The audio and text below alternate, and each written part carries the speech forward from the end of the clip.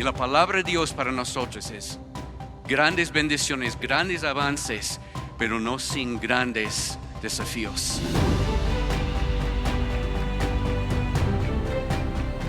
Somos una comunidad que vive en lo sobrenatural, que día a día crece en comunión con Dios y con la gente, y que abraza a las nuevas generaciones. Juntos vamos a conquistar lo que Dios ha planificado para nosotros, juntos como una iglesia. Estás en CDF Coca, tu casa, tu familia. Te invitamos a ser parte de nuestras actividades. Bienvenidos.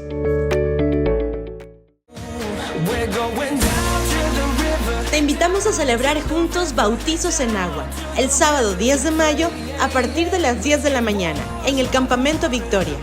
Si quieres tomar esta decisión pública, inscríbete en librería y también danos a conocer si necesitas transporte. La enseñanza previa será el jueves 8 de mayo a las 7 de la noche aquí en el Auditorio CDF.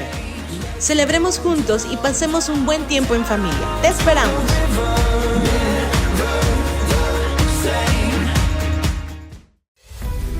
No se preocupen por nada, en cambio, oren por todo. Díganle a Dios lo que necesitan y denle gracias por todo lo que Él ha hecho. Hemos comprobado la fidelidad de Dios en nuestras vidas y en la iglesia, cuando juntos nos hemos unido a clamar y a orar por todo lo que necesitamos. Por eso te invitamos a una semana de ayuno y oración. Desde el lunes 12 de mayo hasta el viernes 16 de mayo. Nos reuniremos a orar a las 12:30 y a las 6:30 de la tarde. Únete a este tiempo especial. ¡Te esperamos!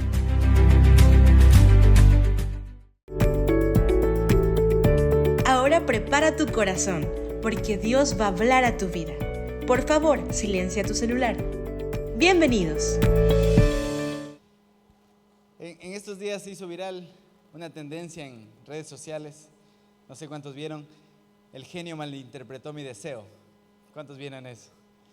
Gente que pedía cosas y que les llegaba otra cosa, porque supuestamente el genio no les entendió. Por ejemplo, ahí tenemos algunos memes. Dice: yo siendo luz, pero el genio de la lámpara malinterpretó mi deseo. Cuando el Señor nos llama a ser luz en la sociedad y el genio nos hizo lámparas. Yo abrazando a un siervo porque no pude ser específica con Dios. La hermana que está soltera muchos años. Forrado en lana porque el genio malinterpretó mi deseo, dice. Esos tenemos, ¿verdad? No hay más. Listo. No sé si a ustedes les ha pasado, pero a mí me ha pasado que a veces oro y le pido a Dios cosas y Dios no responde lo que yo quería. Porque Dios no nos da lo que nosotros queremos, sino lo que necesitamos. Y uno le pide a Dios: ayúdame a tener paz en el hogar, y vienen más problemas. Porque Dios quiere cambiar nuestro carácter. ¿A alguien le ha pasado? Señor, voy a servirte este año, me voy a comprometer contigo, y llega una enfermedad. Y los hijos entran a la adolescencia. Quiero ir a la célula y llueve. Y uno dice: ¿qué pasa? ¿Será que Dios está a mi favor o está en mi contra?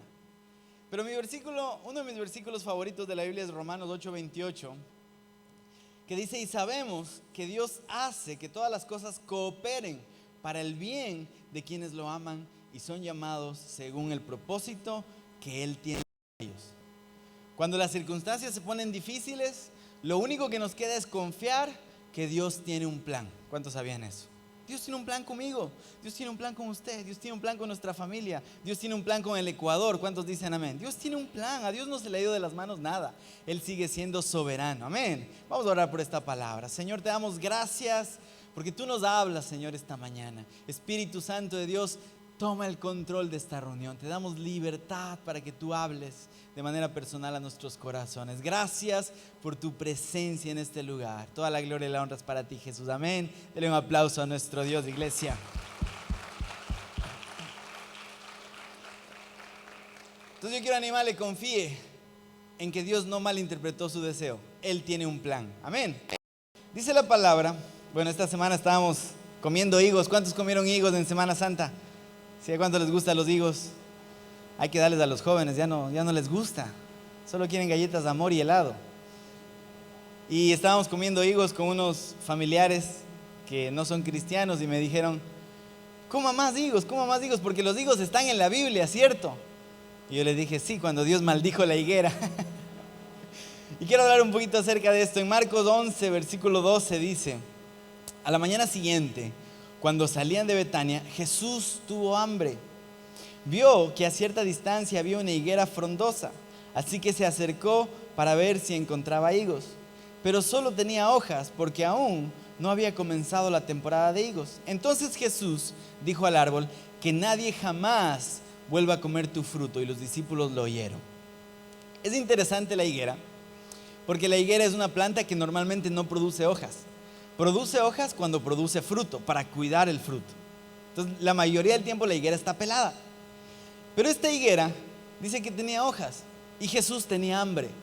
Porque Jesús, al igual que usted y yo, tuvo necesidades mientras estuvo aquí en la tierra. Y sabe que Dios conoce su necesidad y la mía. Y Dios es un Dios que suple, Efesios 3:20 dice, mucho más abundantemente de lo que nosotros pensamos o esperamos. Sin embargo, antes de suplir la necesidad, el Señor tiene que cambiar algunas cosas en el corazón. ¿Cuántos dicen amén?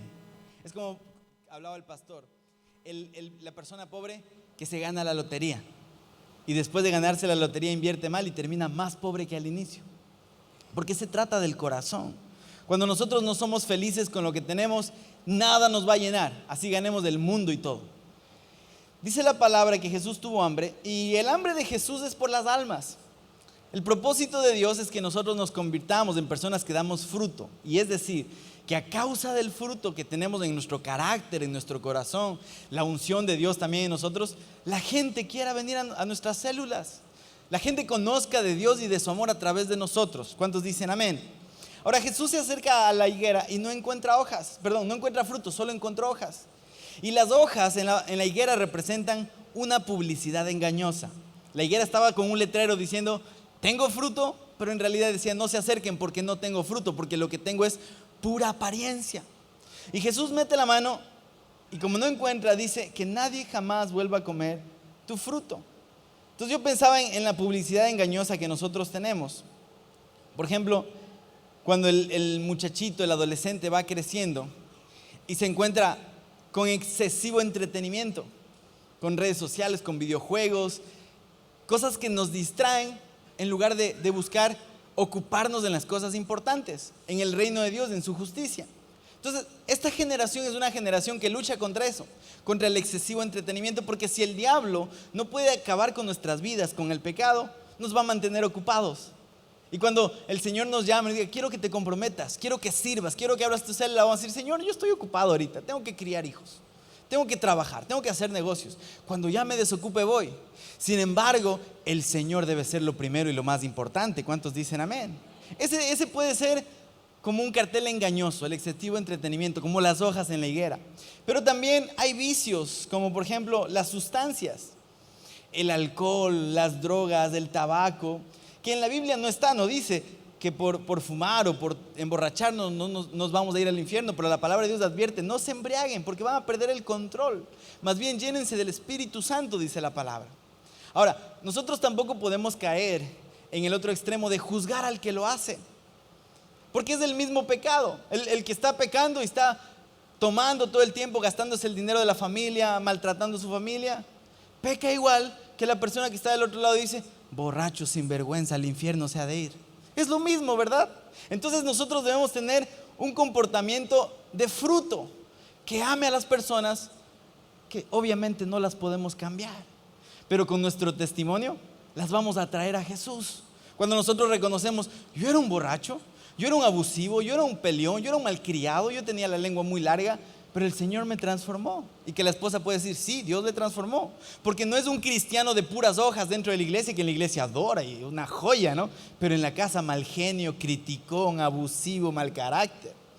Entonces debemos buscar el fruto de Dios en todas las áreas de nuestras vidas. Que las personas alrededor de nosotros se sientan bendecidas a causa de nuestra presencia. No que digan los hijos: ay, llegó mi papá y ahora escóndete debajo de la cama porque es terrible. Pero que tampoco nuestros hijos digan: mi papá no me enseñó nada, siempre me dio todo, me malcrió, nunca me enseñó cuánto valía el dinero, cuánto valía el trabajo, lo que tenía que hacer.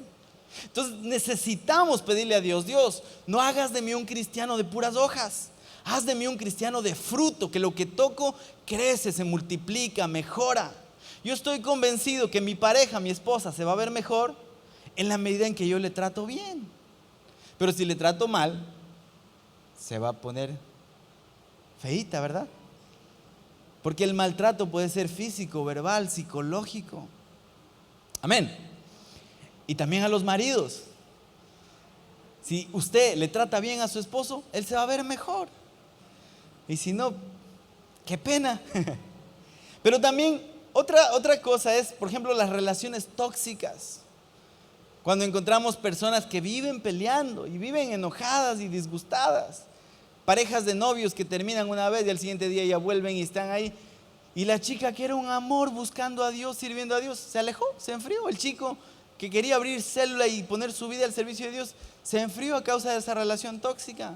Pero también las relaciones tóxicas con la suegra, con la nuera, con el yerno. Eso no pasa aquí, ¿no? Pero por si acaso, cuando uno traspasa los límites, cuando uno no respeta el hogar que están levantando, porque nuestros hijos, aunque son más pequeños e inmaduros, están levantando un matrimonio. Y cuando yo me entrometo demasiado, puedo hacer daño. Pero también los hijos que no honran a sus padres y que subestiman la capacidad de sus padres y están criticando a la mamá, criticando al papá y reclamando por lo que no me dijo, por lo que no me enseñó, porque me pegó demasiado. Cuando éramos chiquitos, todo era en la iglesia: dale con la vara, dale con la vara. No, es que vomitó, dale con la vara. Es que no quiere ir a la escuela, dale con la vara. Pero no había el momento de conversar, de ver qué está pasando. Entonces debe haber un equilibrio. ¿Cuántos dicen amén? No maltratar, pero tampoco ser permisivos demasiado con los hijos. No, es que es adolescente, él puede hacer. No, hay límites, hay normas, hay cosas que debemos cuidar, porque debe haber un equilibrio entre el fruto y las hojas. No solo hojas, no solo fruto. ¿Cuántos me entienden? ¿Cuántos entendemos lo que estamos hablando? ¿Cuántos, si me hago entender, perdón? Ustedes son muy inteligentes, solo que a mí me cuesta hacerme entender a veces. Y luego mire lo que dice. Entonces Jesús le dijo al árbol: que nadie jamás vuelva a comer tu fruto. Y en el versículo 20 dice: a la mañana siguiente, al pasar junto a la higuera que él había maldecido, los discípulos notaron que se había marchitado desde la raíz. Pedro recordó lo que Jesús había dicho al árbol el día anterior y exclamó: mira, Rabí, la higuera que maldijiste se marchitó y murió. ¿Por qué se sorprendió Pedro?, me preguntaba yo, si Jesús la había maldecido y Pedro había visto los milagros que Jesús había hecho. ¿Sabe por qué? Porque Jesús no le dijo a la higuera: te vas a secar. Jesús le dijo: nadie más volverá a comer de tu fruto. Entonces, ¿por qué se secó la higuera? Porque se le acabó el propósito. Porque lo más importante para nosotros es ser útiles para Dios. A veces nos confundimos y pensamos: el Señor me trajo aquí a la tierra para ser famoso, rico, un líder que todo el mundo venere, y no es así. El Señor nos trajo aquí a la tierra para ser útiles, para que nuestro servicio sea el que hable del Dios a quien amamos. ¿Cuántos dicen amén? Para que la gente sea bendecida con nuestro carácter. No, Dios no creó superestrellas en la iglesia. Dios no creó líderes a los cuales hay que venerar. Dios creó siervos. Y principalmente en nuestros hogares. Yo tuve el privilegio mientras estudiaba de visitar algunas iglesias en el país. ¿Y sabe cuál era el común denominador de las iglesias cristianas de nuestro país? Que los hijos no querían ir a las iglesias donde sus papás ministraban, predicaban. Y muchos de ellos decían: es que mi papá en la iglesia era uno y en la casa era otro. Pero qué privilegio que en Comunidad de Fe tenemos unos pastores, y digo por mi papá, que aman su familia y que ponen su vida por su familia, por su esposa. Por eso es que la pastora cada día está más bonita, porque le trata bien el pastor. Por eso es que sus hijos estamos continuando la obra, porque el servicio empieza en la casa. ¿Cuántos dicen amén? Entonces necesitamos ser una iglesia que da fruto en el lugar donde estamos rodeados, en casa. Porque uno puede ser aquí en la iglesia una maravilla, aparentar ser muy maduro, muy espiritual, muy santo, pero es en casa donde empieza la obra. ¿Cuántos lo creen? Amén. Denle un aplauso a Dios, por favor, iglesia.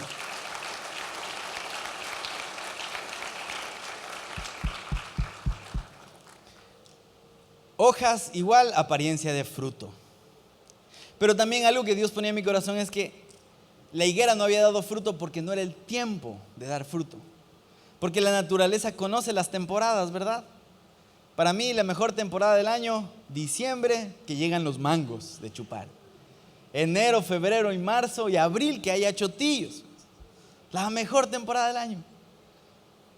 Me encanta el achotillo fresquito, ¿verdad? Yo no sabía que el achotillo hay uno para comer y otro para chupar. Entonces yo solo iba, deme $1 de achotillo. Uy, me salió duro, me salió. Entonces ya aprendí.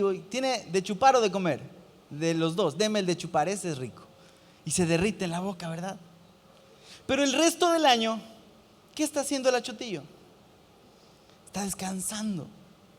Está agarrando fuerzas para volver a dar fruto. El diablo, si no nos puede acabar con el pecado, nos va a mantener ocupados. Y qué bueno que nosotros podamos entender que hay un tiempo para reír y hay un tiempo para llorar. Hay un tiempo para dar fruto, pero hay un tiempo también para descansar. Es interesante que Jesús empieza su ministerio a los 30 años. Yo le empecé a servir a Dios desde muy jovencito, desde los 11, 12 años de aquí en la iglesia. Cometí un montón de errores. Fui mal ejemplo, fui irresponsable. Había una lucha interna porque yo quería pecar, pero también quería servir a Dios. Y yo entiendo qué privilegio que podamos entender que hay un tiempo de preparación y hay un tiempo de exposición. Cuando el cristiano quiere estar todo el tiempo sirviendo a Dios y descuida su hogar, pierde y se derrumban muchas cosas. Pero cuando el cristiano entiende, Señor, yo quiero servirte, y está, Señor, prepárame. En países donde hay las 4 estaciones, por ejemplo, ¿no? Cuando viene el invierno, hay un otoño. Y en el otoño se caen las hojas, ¿no? Y los árboles como que se preparan para el frío. Pero luego viene la primavera y los árboles vuelven a dar fruto. Ahora yo quiero animarle, no se quede en el otoño. Porque ahora alguien capaz dirá, entonces yo voy a descansar unos 10 añitos de ahí hasta que el Señor me llame. No. Porque hay gente que se queda en el otoño, en el invierno. Pero ¿sabe?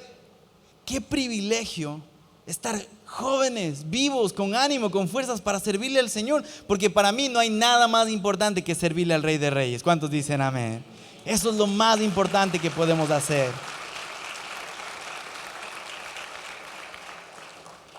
Nuestro pastor, el pastor David, no predica todos los domingos. Está levantando, dando la oportunidad a otros pastores. El pastor Ramiro también ya no predica todos los domingos, nos da la oportunidad a otros. Pero vuelven a predicar y es más poder, más unción. Porque hay un tiempo de descanso también, porque cuando nosotros estamos sirviendo y sirviendo y sirviendo, a veces nos causa cortocircuito. Tenemos que descansar y nos repotenciamos y le damos a Dios lo mejor que tenemos, nuestra vida, nuestras fuerzas. Amén. Ahora, ¿cuál es el fruto que Dios espera de nosotros? Gálatas 5:22. Dice, en cambio, la clase de fruto que el Espíritu Santo produce en nuestra vida es amor. Diga conmigo, amor. ¿Es fácil amar? Es fácil amar al que nos invita a comer, ¿verdad? Es fácil amar a la persona que nos trata bien, que nos sonríe, que nos saluda bien. Pero es difícil amar al que nos critica, al que se burla de nosotros. Y la palabra dice, y pongan la otra mejilla. Por eso dice que ese fruto no proviene de nosotros, proviene del Espíritu Santo en nosotros. Y debemos pedirle, Dios, dame los frutos del Espíritu. Pero luego dice, alegría. ¿Será que todo el tiempo estamos alegres? ¿Todo el tiempo estamos con una sonrisa o tenemos días malos? Los días malos, los días de tristeza, desánimo, nos llevan a reivindicar, a certificar que nuestra dependencia es de Dios. Cuando siento que no puedo más, Señor, dijo el rey David, devuélveme el gozo de tu salvación. Porque estoy triste, porque soy un ser humano con pasiones, con necesidades, con pecados, con debilidades. Pero el gozo del Señor es nuestra fuerza. Pero también dice paz, paciencia, gentileza, bondad, fidelidad al Señor, a nuestra pareja, a nuestros hijos. Humildad y control propio. No existen leyes contra esas cosas. Ahora vamos a la práctica, iglesia. ¿En qué Dios me está desafiando a dar fruto? ¿Sabe quiénes estamos aquí en la iglesia hoy? Los que perseveramos a pesar de la ofensa. Porque el enemigo no nos va a apartar de Dios y de su iglesia por el pecado. Porque el apóstol Pablo, siendo el tremendo apóstol Pablo, el león, dijo: entre los pecadores yo soy el primero. Y ninguno que se pare aquí al frente puede decir: soy perfectamente santo. Oh, aleluya. Yo sudo agua bendita. Seguimos siendo humanos, imperfectos, pecadores. ¿Cuántos dicen amén? ¿Cómo damos fruto? ¿Cuál es el desafío que el Señor tiene para nosotros? Filipenses 1, versículo 4. Filemón, siempre le doy gracias a mi Dios cuando oro por ti, porque sigo oyendo que de tu fe en el Señor Jesús y de tu amor por todo el pueblo de Dios. Pido a Dios que pongas en práctica la generosidad que proviene de tu fe a medida que comprendes y vives todo lo bueno que tenemos en Cristo. ¿Cuál es el fruto de nuestra fe, iglesia? Ahí dice, generosidad. Leamos otra vez el 6. Dice: pido a Dios que pongas en práctica la generosidad que proviene de tu fe a medida que comprendes y vives todo lo bueno que tenemos en Cristo. Hermano, tu amor me ha dado mucha alegría y consuelo, porque muchas veces tu bondad reanimó el corazón del pueblo de Dios. Filemón era uno de los líderes de la iglesia primitiva. Estaba en la iglesia de Filipos. Y en la casa de Filemón había una iglesia, como nosotros hoy más o menos lo que hacemos es las células. Filemón era una persona muy pudiente, de buenos recursos económicos, y tenía muchos esclavos, porque en ese tiempo había esclavitud. Y resulta que tenía un esclavo llamado Onésimo. Ahí ya tiene dos nombres por si acaso vaya a ser papá este año: Filemón y Onésimo.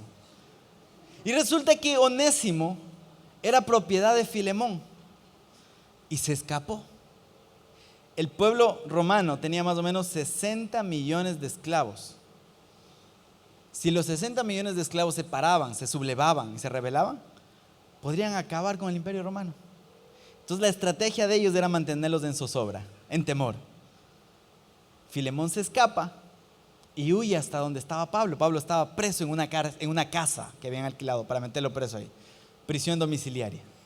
Y cuando Filemón llega, el apóstol Pablo le ve y dice, a pesar de que Filemón ya había escuchado la palabra, Onésimo con Filemón ya había escuchado la palabra, el apóstol Pablo se da cuenta que no se había convertido. Entonces le hace la oración de salvación y lo empieza a discipular. Si una persona encontraba un esclavo de otro, tenía como la capacidad de matarle o de subastarle y entregar ese dinero al dueño del esclavo, o sea, Pablo devolverle el dinero a Filemón. Podía tomar algunas acciones que la ley le amparaba. Sin embargo, Pablo le escribe a Filemón y le empieza diciendo: eres un buen cristiano, pero ahora quiero que tu fe se convierta en generosidad. Antes de seguir con la historia, ¿en qué áreas el Señor nos pide que seamos generosos, iglesia? Yo creo que en todo. Porque si nosotros entendemos que todo lo que tenemos viene de Dios, no vamos a tener problema en abrir nuestras manos y ser generosos. ¿Cuántos dicen amén? Pero también en el amor, en la gracia. Porque a veces somos buenos para juzgar a otros cuando fallan en contra de nosotros y no tenemos gracia para perdonarles. Y luego, miren lo que dice el apóstol Pablo en el versículo 8: por esta razón me atrevo a pedirte un favor. ¿Podría exigírtelo en el nombre de Cristo? Porque es correcto que lo hagas. O sea, el apóstol Pablo entendía la jerarquía que él tenía en el reino de Dios, el liderazgo que Dios le había dado, el respaldo que tenía de parte de Dios. Por eso yo quiero decirle algo con mucho amor, iglesia. Cuando su líder, cuando su pastor le pide algo, si usted le desobedece a su líder, a su pastor, usted es libre para obedecer porque usted es libre, bueno. Pero no le está desobedeciendo a su pastor, está desobedeciendo a Dios. ¿Cuántos sabían eso? Porque dice la palabra: toda autoridad en la tierra es puesta por Dios. Y cuando nos sujetamos a la autoridad, nos sujetamos a Dios. Y yo les soy honesto, ha habido muchas cosas en mi vida, en el liderazgo que he tenido, que no me han parecido acordes a mi manera de pensar. Pero gracias a Dios, yo no soy juez. Dijo el apóstol Pablo, soy un esclavo por amor a Jesucristo.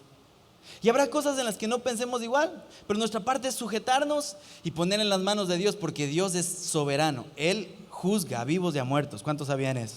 Pero mi parte es someterme, sujetarme.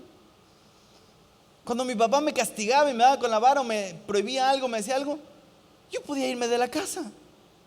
Y claro, luego iba a estar en la Dinapen. Pero la rebeldía conduce a la muerte. Pero la obediencia y la sujeción traen bendición. ¿Cuántos lo creen? Amén. Ahora, versículo 9. Pero por amor prefiero simplemente pedirte el favor. Toma esto como una petición mía de Pablo, un hombre viejo y ahora también preso por la causa de Cristo Jesús. Te suplico, el versículo 10, te suplico que le muestres bondad a mi hijo Onésimo. Me convertí en su padre en la fe mientras yo estaba aquí en la cárcel. Onésimo no fue de mucha ayuda para ti en el pasado, pero ahora nos es muy útil a los dos. Te lo envío de vuelta y con él va mi propio corazón. Según la ley, Filemón podía haber matado a Onésimo. Pero ¿quién lo manda? Su líder, el apóstol Pablo. Y Filemón lo recibe. Y sabe, cuando se reúnen los concilios para determinar la Biblia, Onésimo a sus 70 años era el obispo de Roma, el esclavo, el que halló gracia en los ojos de Dios y de Pablo y de Filemón. ¿Cuántos pueden decir wow? Mira lo que dice el versículo 15. Parece que perdiste a Onésimo por un corto tiempo, para que ahora pudieras tenerlo de regreso para siempre. No perdió a Onésimo.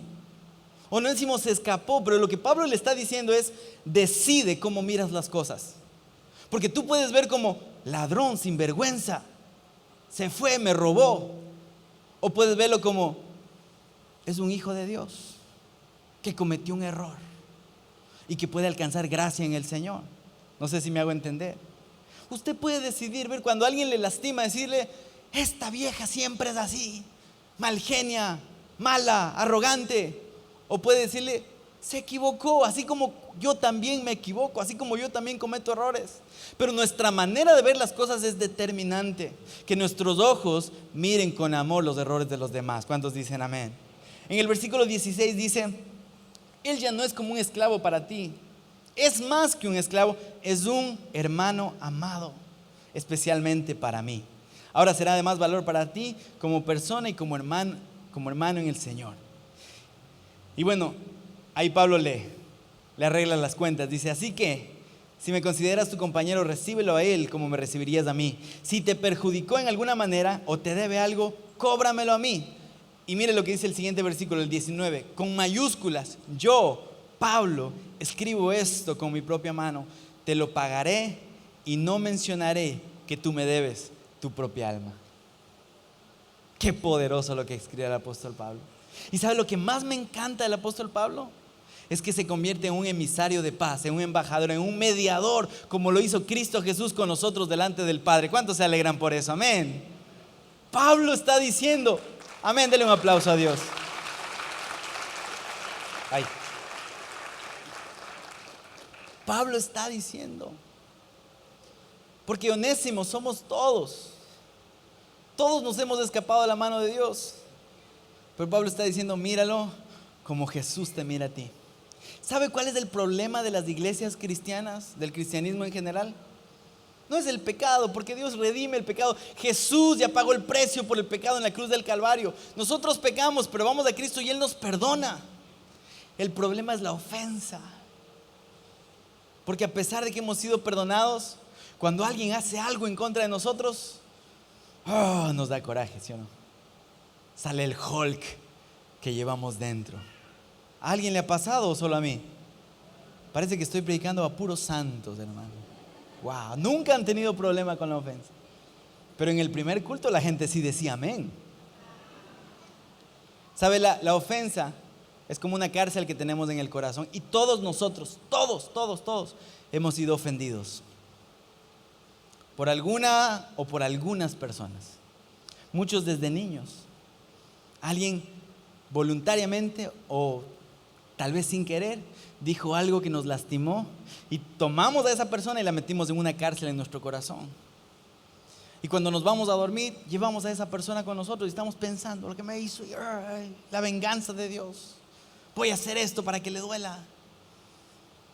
Y sabe, ahí estaba Filemón, manteniendo a Onésimo como un esclavo. Porque cuando vemos a las personas como esclavos, pensamos, esa persona no tiene derecho a hacer lo que hizo. No tiene derecho a hablar como habló. No tiene derecho a mirarme como me miró. Y pensamos que es un esclavo, cuando la palabra de Dios dice que miremos a los demás como superiores a nosotros. Y si alguien hizo algo en contra de nosotros, mi parte es ir delante de Dios y decirle: Señor, me dolió lo que me hicieron, no me gustó, yo creo que está mal, pero te lo entrego porque tuya es la venganza. Al contrario, cuando tomamos la venganza en nuestras manos, perdemos, porque dañamos nuestro corazón, nos llenamos de amargura, de dolor y quebramos nuestra comunión con el Padre. Eso nos pasa cuando nos enojamos con nuestras esposas y nos toca predicar y el Espíritu Santo nos incomoda y uno tiene que ir y decirle: mi amor, perdóname porque te equivocaste, y arreglar la situación. Es una broma nomás. Y arreglar la situación, y luego cuando uno está en paz, uno puede ir delante de Dios y recibir su presencia, su guía, su dirección. Filemón tuvo que abrir las llaves, tomar las llaves y abrir la cárcel y soltar a Onésimo, ya no verlo como un esclavo, sino como un hermano en Cristo. Y es lo que Dios nos pide a nosotros: abrir la cárcel, soltar la ofensa y ser libres en Cristo Jesús. Me encantaría decirle: vamos a hacer una oración y hoy usted se va a ir libre, nunca más. Pero sabe, por experiencia personal y de muchos amigos, entiendo que no es fácil perdonar. Me encantaría que fuera fácil. Ahora, si yo voy y le pido a Dios: ayúdame, Él lo va a hacer posible. Hay gente que perdona rápido, hay gente que toma unas semanas, unos meses, pero es una batalla que tenemos que librar. Decirle: Señor, yo quiero estar en paz con la gente que me ha ofendido. Pero también tengo que ser directo como el apóstol Pablo. Cuando yo he ofendido a alguien: perdóname porque te ofendí, no me di cuenta. A veces hay gente que se acerca y dice: pastor, usted toda la prédica me dedicó a mí, ¿qué le pasa? ¿A quién le anda contando las cosas? Y nadie le anda contando, es Dios hablándonos directamente al corazón. Muchas veces la prédica nos ofende, porque la ofensa trae libertad a nuestro corazón. Cuando usted va al gimnasio y hace pesas, usted daña su músculo. El músculo que va creciendo se convirtió en un callo, y eso le hizo más grande. Y así es la palabra de Dios en nuestro corazón.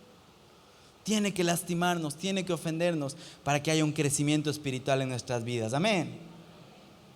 No le veo tan convencido, pero el Espíritu Santo nos está hablando. Amén. Ahora, para terminar: gozo, paz, paciencia, benignidad, bondad, fidelidad, mansedumbre, dominio propio.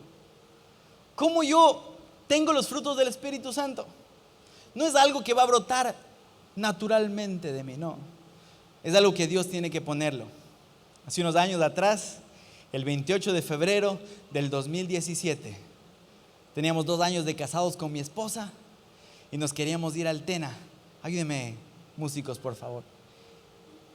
Salía yo de la reunión, estaba dirigiendo la alabanza, el segundo culto, y dijimos: salimos de aquí, nos vamos a comer con mi esposa y nos vamos. Ya estábamos con las maletas en el carro y mi esposa dijo: quiero comer maito.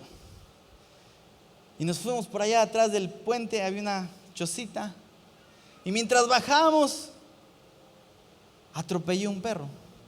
Escuché que sonó. Uy, Dios mío, nunca había atropellado a nadie. Yo me bajé del carro y era un perro, pero flaco, con gusanos. Terrible estaba el perro. Lo mejor que le pudo pasar es que le atropellemos. No, de verdad. La trompita estaba destrozada. Ya había sufrido otros accidentes antes. Cuando corría era como que no tenía alineación y balanceo. Corría en beri, así el perro. Y lo subimos al carro. Buscamos un veterinario ese rato que le cure las heridas. Lo llevamos a la casa. Por 2 o 3 meses le dábamos de comer con una jeringa, solo líquidos y proteínas, y bañándolo y cuidándolo. Y el perro se empezó a poner gordito, musculoso. Le pagamos la suscripción en el gimnasio para que se ponga más guapo. Ya estaba mejor el perro, de lo que no podía ladrar, aprendió a ladrar. Y en varios idiomas. Ladraba como perro de raza. Alguien pasaba por la casa y el perro ladraba y la gente se cambiaba de vereda. Decía, ¿qué tienen ahí adentro? Estaba bien el perro. Y se escapó. Y mi esposa, que ya se había encariñado, que decía, vamos a hacerle dormir al perro en la cama como la flaca Guerrero, publicó en todas las redes sociales y salimos en el carro a buscarlo a Lobito por todo. Lobito, Lobito. La gente decía, ¿qué perro caro se les habrá perdido? ¿Para qué? Después de 3 semanas de intensa búsqueda, de mover hasta el FBI, lo encontramos en la calle. Otra vez estaba flaco, despellejado, feo, se había olvidado de ladrar. Y lo llevamos a la casa y lo bañamos, lo cuidamos, le compramos ropa, un arnés. Mi esposa quería comprarle un GPS para encontrarlo. Un día empezó a hacer sonidos extraños mientras dormía, como que se atrancaba. Y mi esposa me dijo, hay que nebulizarle. Le dije, mi amor, es la 1 de la mañana, no importa, anda a ver qué farmacia está de turno. La señora de la farmacia me dice, ¿para niño o para adulto? No lo entendería, le dije yo. 2 días después, se volvió a escapar el perro. Lo volvimos a buscar 2 semanas, llamando a las veterinarias, huellitas felices a todo el mundo. Lo volvimos a encontrar, lo volvimos a parar, se volvió a escapar. Un día yo estaba buscándole porque mi esposa se quedó en la casa y me dijo, mi amor, búscale, más que sea media horita después de que salgas de la iglesia, búscale. Y yo iba en el carro con los vidrios abajo buscando el perro y yo decía, Señor, qué coraje que me da con este perro y con la señora que lo cuida. Y sabe, yo sentí que Dios me habló y me dijo, ¿y si fuera un pastor alemán? ¿Y si fuera un husky siberiano, ojo azul y ojo verde? ¿Se ha visto que hay unos que tienen un ojo de un color y otro de otro color? Lo estarías buscando con orgullo. Y lo que más me dolió es que Dios me dijo, tú eres el lobito. Has sido una desgracia, pecador, sinvergüenza, mal ejemplo. ¿Y cuántas veces el amor de Dios no nos ha buscado? ¿Cuántos dicen amén? Y nos ha encontrado. Pero ¿sabe cuál es la barrera para recibir su amor?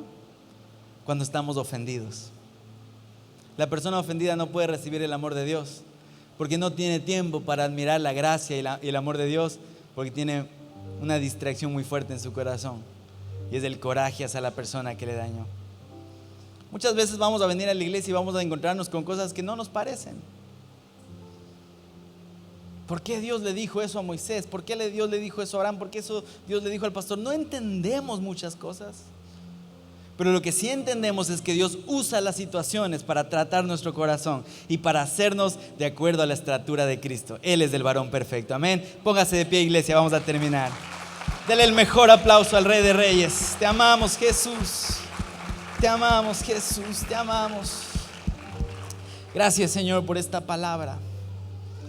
Gracias, Espíritu Santo de Dios, por hablar a nuestro corazón como solo tú lo puedes hacer, Dios. Gracias, Señor, porque a pesar de ser seres imperfectos, erráticos, tu amor es más grande, Señor. Y yo te pido, haznos, Dios, personas fructíferas, Dios. No permitas que seamos como la higuera que estaba rodeado de hojas y no tenía fruto. No lo permitas, Dios. Danos un corazón y un carácter fructífero, llenos de los frutos del Espíritu Santo, Dios.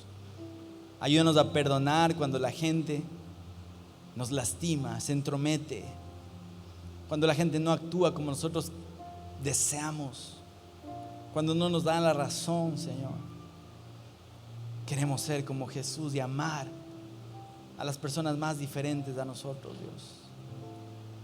Ayúdanos, Señor. Y yo quiero invitarles, si usted tal vez necesita soltar a alguien, dígale, Señor, ayúdame a soltar a esa persona o a esas personas que me ofendieron. Reconocemos que no somos jueces, Dios, y que no debemos actuar en ira, en coraje, en amargura, Dios. Ayúdanos, Señor, a tener el carácter de Cristo. aunque no entendamos muchas cosas. Soltamos hoy, Dios. Soltamos en el nombre de Jesús. Muchas gracias. Muchas gracias, Señor. Gracias, Jesús. Si usted puede, levante sus manos al cielo y dígale: Señor, gracias por hacerme una persona fructífera para tu gloria y tu honra, Cristo. Amén y amén. Yo quiero invitarle, si usted tal vez no conoce a Jesús, nunca antes ha tenido una experiencia personal con Cristo, ahí donde está, cerremos nuestros ojos y levante su mano. Si usted quiere conocer a Jesús, levante su mano. Yo veo muchas manos levantadas. Usted que levantó su mano, haga esta oración, dígale conmigo: Señor Jesús, perdóname por vivir lejos de ti. Perdóname, Dios, por todas las veces que me alejé, aún sabiendo que te necesitaba.